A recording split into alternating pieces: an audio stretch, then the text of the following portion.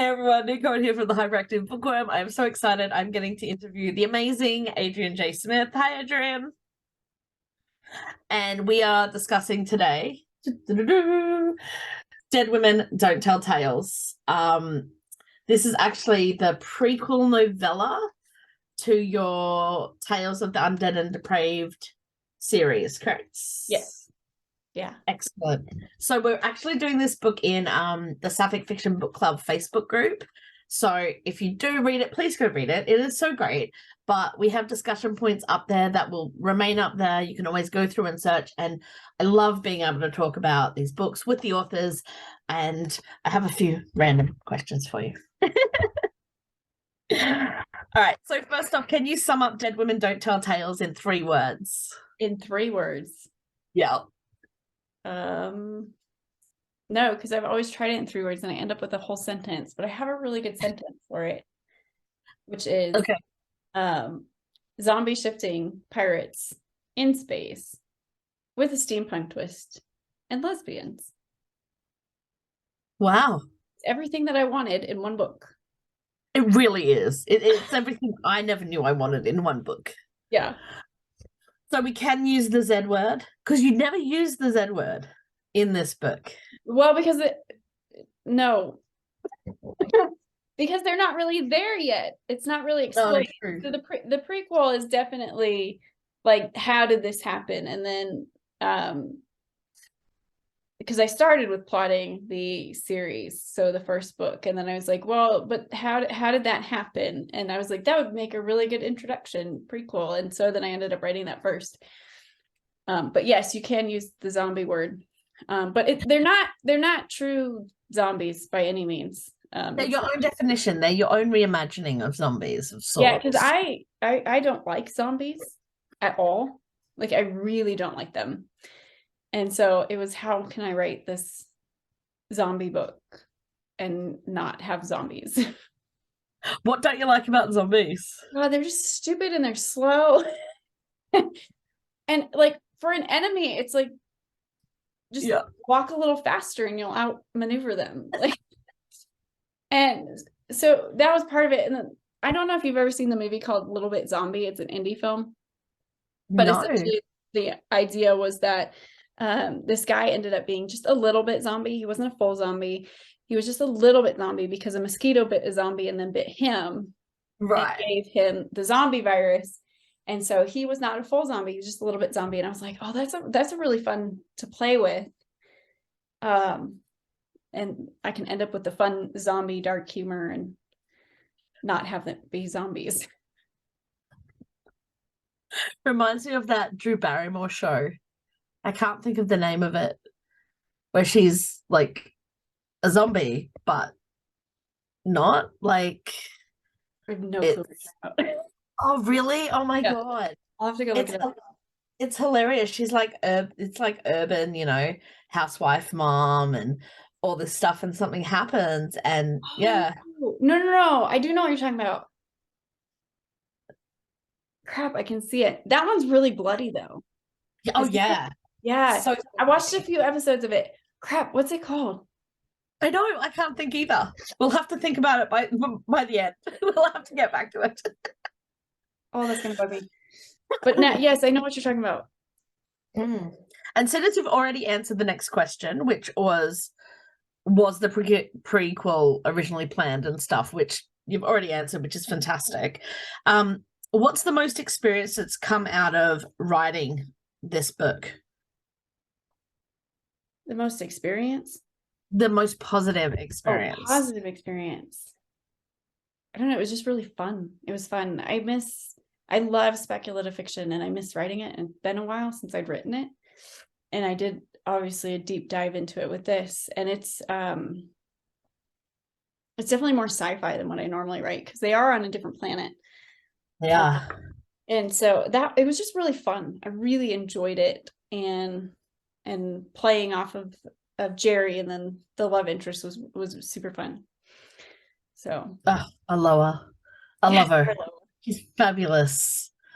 Yeah, so Jerry is the main character, and I absolutely adore Jerry. She's just so wonderfully dynamic and a little screwed up, and I love her for that. She's a little more than a little screwed up. Okay, I was being polite, okay?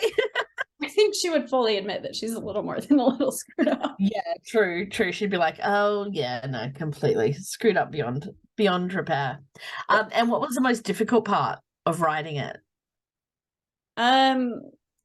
Honestly, it was figuring out how to really tie everything together to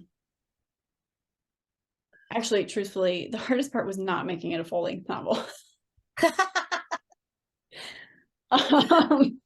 Like, it just kept going on, and I was like, I didn't realize it was going to be this long. Like, I thought the chapters would be shorter. I thought it would just be like this cute little novella, and it ended up being like 35,000 words or something. And I was like, this is half a novel right here, and I could very easily make it a full-length novel, but I didn't want to, because it was just a prequel, and I knew it was going to be, that was the purpose, was to introduce people into the world.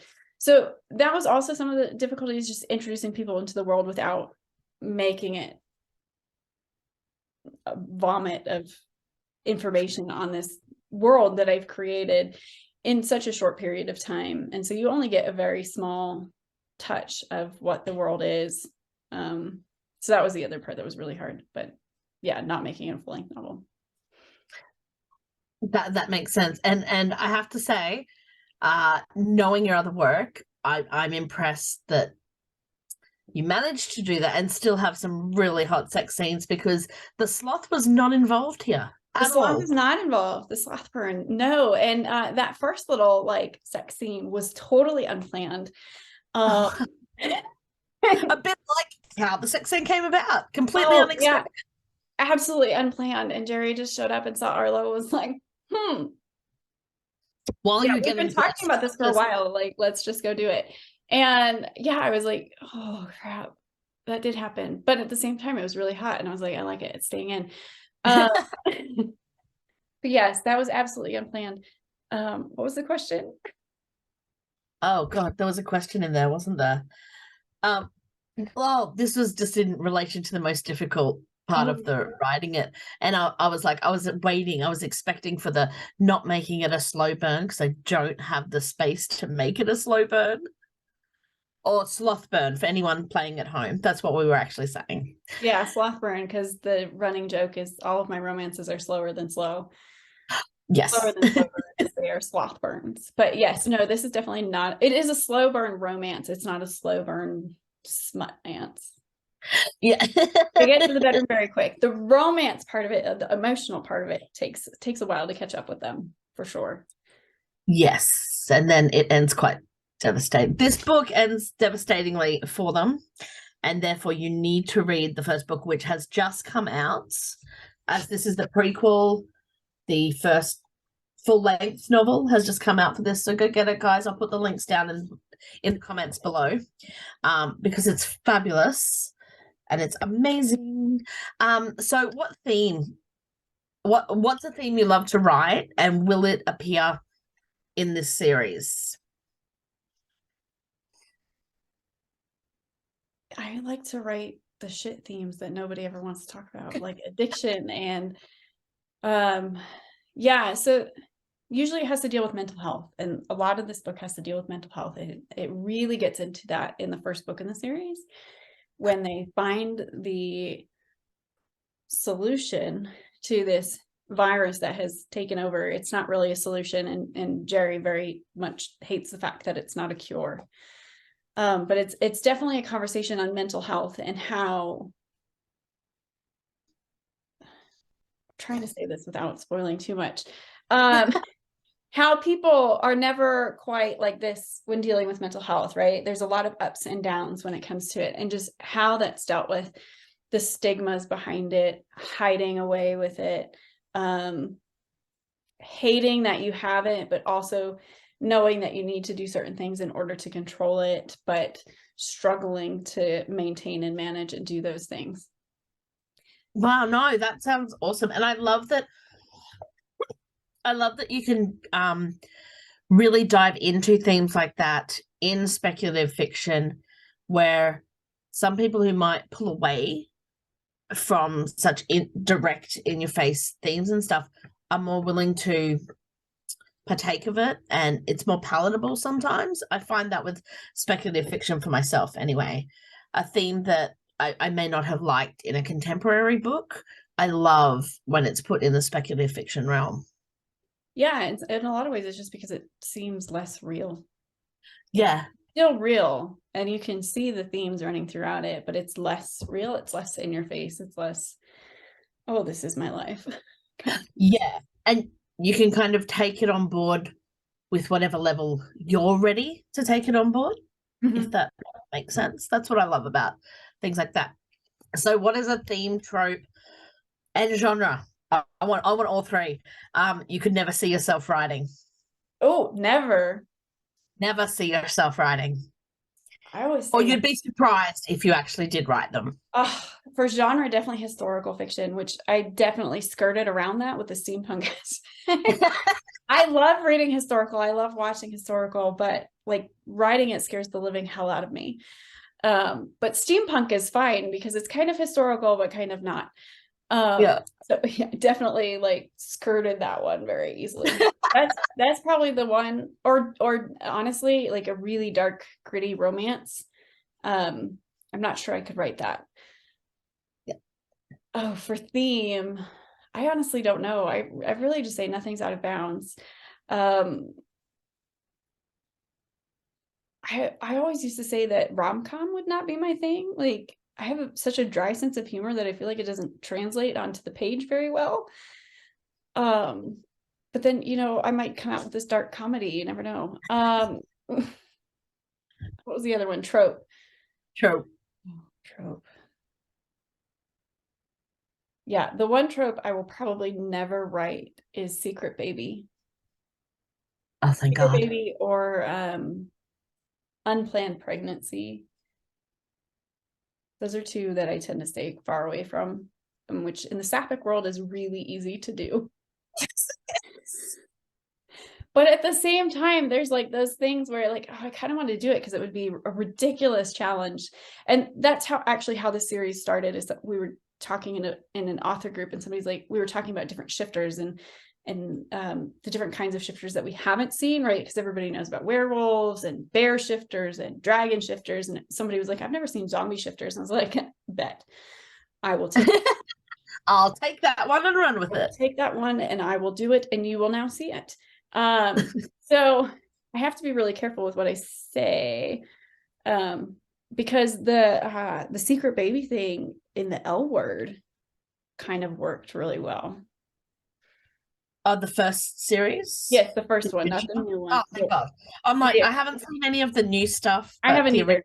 It did. It worked so well. It did. And so, like, you know, it can work. It can happen. But at the same time, I'm kind of safe from not doing that if I don't want to. Mm-hmm. It's not something that, you know, can just necessarily just pop up. All right. So our world has gone the way of Jerry's world. What's the first thing you do? Well, it already did. Okay, sure. More so. Definitely not hoard toilet paper. What would I do? I don't know. I'd probably do what Jerry did and run and hide. Try to figure out some sort of solution for the people around me. I don't care about the bigger, greater world. Just the people around me that involve me, that I can actually seem to make a difference in. It's probably what I would do. Yeah. There are a few parts in this book where I was like, oh, ouch, that hits really close to home with you know, pandemic. Yeah, it gets quite pandemic-y. Yeah, it does. And you're just like, oh, okay. Yeah, and it comes home a lot more in the first book than it does, because again, it's the prequel, so it's just introducing the pandemic. The first book, they've been living in it for a year. Yeah. And so you start to see it a lot more, just the different things. And then as the series progresses, because I've already written book 1, 2, and 3. And so as the series progresses, you start to see like the downslide more and more and more. Is that the end of it, or will we keep going past book 3? So there is a debate over whether or not I will write book 4. Book 4 is planned in my head, but it is not a true book 4, which is why I can not do it. It's actually goes all the way back to Dead Women, and we follow Arloa instead of Jerry. Oh, yeah. Oh, you have to write it now. I know, I really want to write it, but at the same time, it will probably be twice the length because you're following the timeline of Dead Women. You're following the year intermittent because that year for Arloa is really important. Some things happen in her life that she gains a lot of power. Essentially, she becomes a senator in that year. And so there's a lot of politics involved in it. And then it follows the roughly 1.5 to 2 years of the 3 books of Jerry's. And the reason I can do that is because the 2 characters are not actually all that often in the same scene together. They communicate with each other and they think about each other quite often.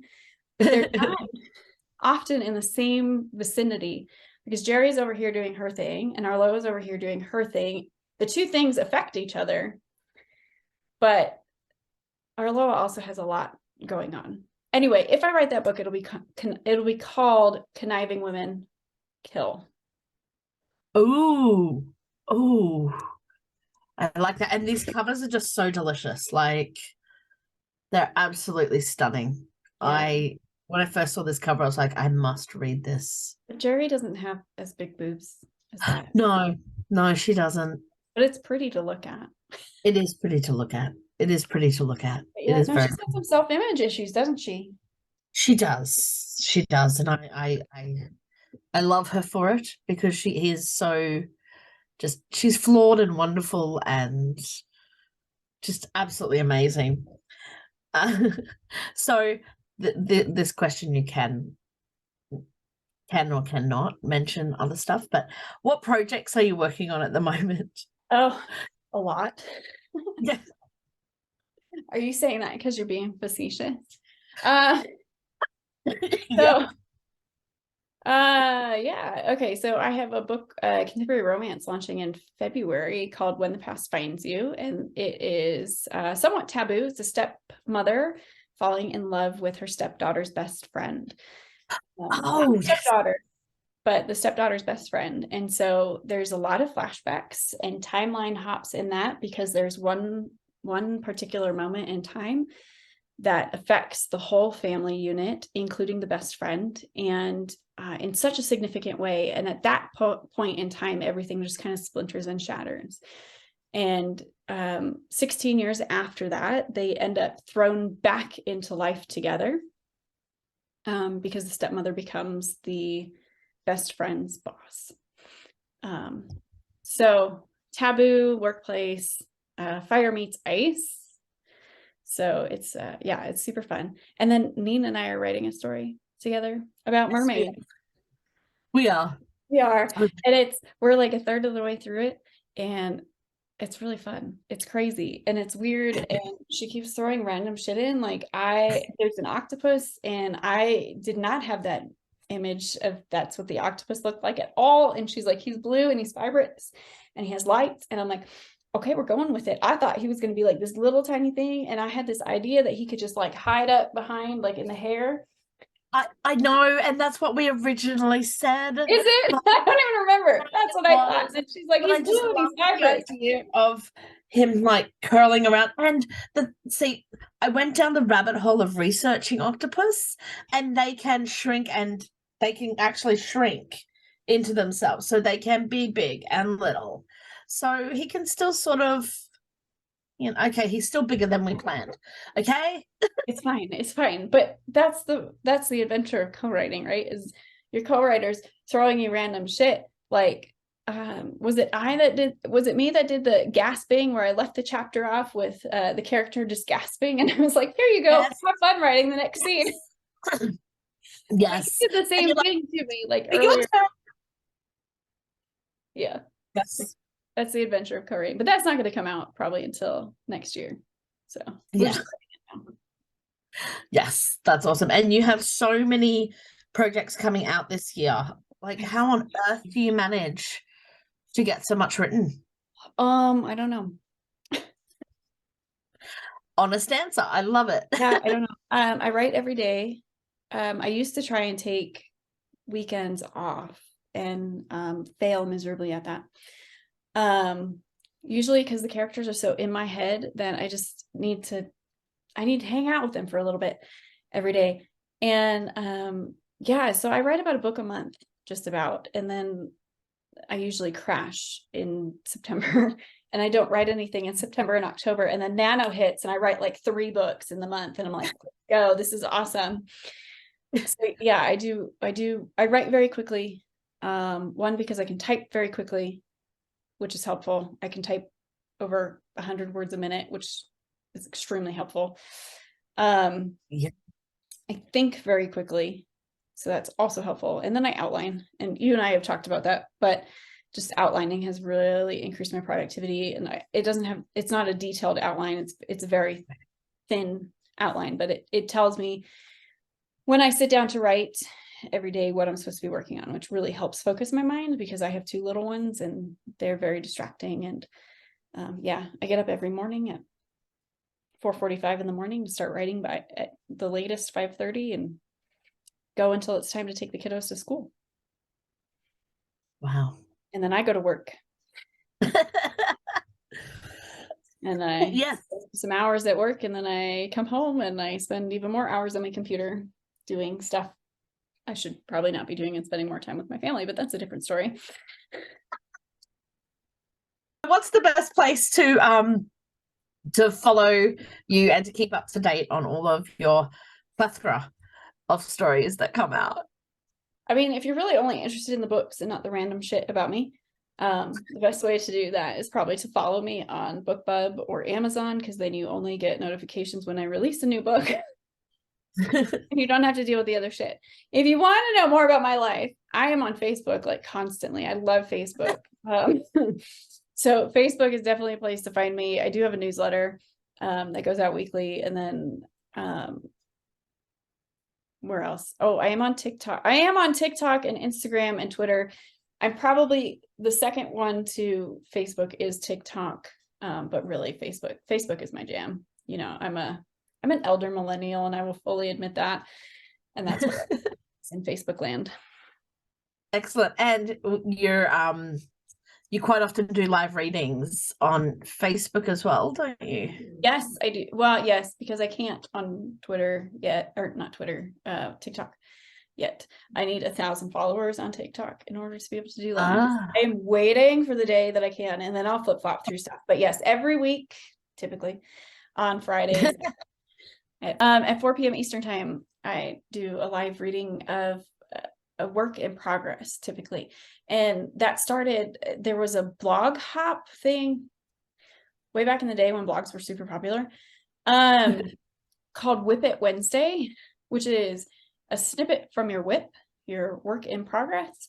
And it had to correlate with the date some way. So you could, if it was, so today's the 20th. So you could do like 20 words, or you could do 20 sentences, or you could make it real. You had to do it with math. So you could get really creative with the math and do like addition and subtraction and division and multiplication and all that crap to get to how many ever words or paragraphs or sentences or whatever that you posted. And then we would all join them together and we would go read everybody's. But when I came back into writing, that blog hop was no longer a thing, but I missed it.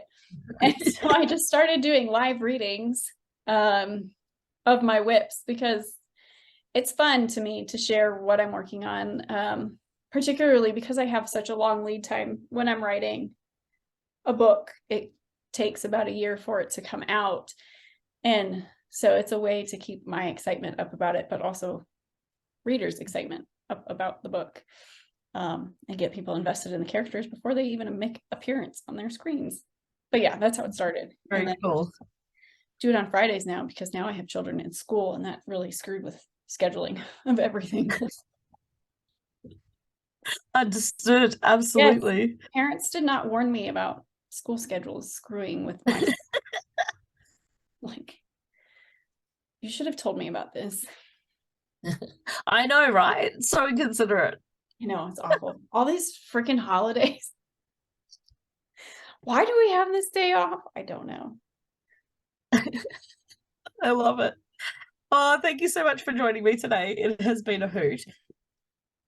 All right, so before we head off, I've put Adrian on spotlight, and she's just going to read a little bit from Dead Women Don't Tell Can we Tales. show this though? If you buy the paperback, it's really pretty. Oh, it is so beautiful. And yes, I was so excited when I got this paperback. You can tell by the random crazy video I did, but it's so pretty. Anyway, yep. That was fun. That's fun. Okay, so you want me to... Mhm. You did put me on the spot. I did. You love it. I want to read... I'm not going to read the opening scene. I'm going to read a different scene. Okay. I want to read when she and Arloa meet. Oh, okay. Yes, do that. I really like that scene. The banter between the two of them is insane. Okay, hold on. I gotta find it. Okay. Pulling off her hat, she held it under her arm and fixed her hair with a swish of her fingers as she stepped up next to the woman, determining exactly what she was made of with a silent but purposeful appraisal. The woman stared back, not fazed by Jerry's direct and unwavering stare. Turning to the barkeep, Jerry pointed to the wall of alcohol behind him. "I'll take your finest malt, straight up." The barkeep wisely didn't comment. Jerry slid onto the worn down stool, luckily the same one she'd sat at the day before, her favorite one. If last night had been the celebration, today would be one as well. She was going to do her best to enjoy her time before she had to go into the nitty-gritty of rebuilding the manifold. That would take her half a day at least. As the drink was set in front of her, Jerry curled her fingers around it and sipped. It was the perfect decision to come out tonight, sitting next to a beautiful woman, even if nothing happened, but enjoying the company of others in the silence of her own head. It was the best way for her to think, and she had to think about something other than the systems in Yarrow that needed to be replaced. "I haven't seen you here before," the woman stated, her steel blue eyes locked on Jerry. "Interesting, since I am in here most nights. I'd almost gather that you're the one who's never here." Jerry took a slow sip, skimming her gaze over every feature she could see. The clearly once broken nose, the full lower lip and thin upper lip, high cheekbones. She wasn't a beauty by some standards, but it was more her forwardness and audacity that pulled at Jerry. "I suppose I did stay a little later than normal." Her voice was low. "I consider that a lucky problem to currently have." "Do you now?" Jerry's cheeks heated, and while she wanted to play it off as being from the alcohol, she knew it wasn't. This woman wasn't just bold. She was strong-willed. "I do." She held her hand out for Jerry to take, the lines of her dress shifting and the creamy smooth skin of her breasts moving with each breath. Jerry had to tear her gaze away, not wanting to leer before it was clear they both had the same intentions. "I'm Arloa Coquette." "Jerry Adelric." Their hands connected. A shock of electricity ran up Jerry's arm and into her chest. Instead of leaning away from it, she pressed in, liking it. Arloa was a beautiful creature, all that blonde curly hair in a mess piled on top of her head in an attempt to tame it. How long it was remained a mystery, but one Jerry wanted to figure out if she could. "Your drink is nearly empty. Allow me." She smiled. "So it would seem." "Oh, this is a good one." Jerry waved the barkeep over and ordered a replacement drink for Arloa. Turning on her stool, Jerry spread her legs so Arloa's were placed in the space between hers. Jerry was going to play this one for as long as she could, until it fizzled out, or until she learned Arloa didn't lean in her direction. Pressing her forearm into the smooth wood of the counter, Jerry leaned in slightly to get a better view of this beautiful specimen before her. Her own corset was tight, but if there was going to be flirting going on, the least that could happen was that it would be useful to attract this dangerously intrepid woman in front of her. Jerry didn't touch her yet, not wanting the authorities involved if she was reading the entire situation wrong, although she doubted she was. While it wasn't illegal for two women to come together, it was illegal to touch without consent. It was the only reason she'd gotten out of the problem the night before. "What brings you to this side of town? The Coquettes are not a family I'd expect to find in these parts of the city." Arloa's gaze faltered. Jerry wasn't sure what she'd said to set it off, but she had to rectify it. "You are from those Coquettes, aren't you?" "I don't know any others by that family name." Arloa nodded slightly. "I am, unfortunately, a part of that family." How do you know about them? We're not exactly a family to make a scene. Jerry gritted her teeth. How she was going to explain that one was going to be difficult. She recognized the name from the founders and highest current donors to Joab. And while that wasn't completely under the radar to the world, it would put her in a position to have to admit to where she'd spent the last 2 years of her life. I pay attention to current events. That's all. Special interest in politics. Do you? Arloa raised an eyebrow, leaning in until they were very near to touching. Her hand floated above Jerry's knee. Do you mind? Not at all, Jerry whispered, her voice going hoarse when she least expected it, filled with desire. The touch was smooth, Arloa's fingers warm against Jerry's skin, even through the material of her pants. She sucked in a slow breath as Arloa moved her hand high, resting it just on the crease in Jerry's thigh to her hip. This woman is dangerous. Jerry had known it from the first moment she'd seen her, and now it was either her own doom or they'd both go down together. Thank you. That's awesome. And if that doesn't convince you to go read this damn book and get into the series, I don't know what else could. So go check it out. The first book, which is called Thieving Women Always Lose. Yeah, I got it right. Yeah, it's a very telling title. Yeah. You should know what happens in the book. Yeah. Yes, so thank you again so much for joining us, and I am so looking forward to reading the rest of the Tales of the Undead and Depraved. Yes, thank you for doing the interview. No worries. Bye. Yeah. Hey, it's me again, Neen Cohen, aka the Hyperactive Bookworm. I love being able to talk about books and writing and reading, and I love doing these. However, it does take me time and energy, and any support would be highly appreciated. If you like the videos, please don't be scared to hit like or to comment on them. All subscribers help toward keeping my passion projects going. You can also support me by buying me a coffee, and the link's down below. Thanks, y'all.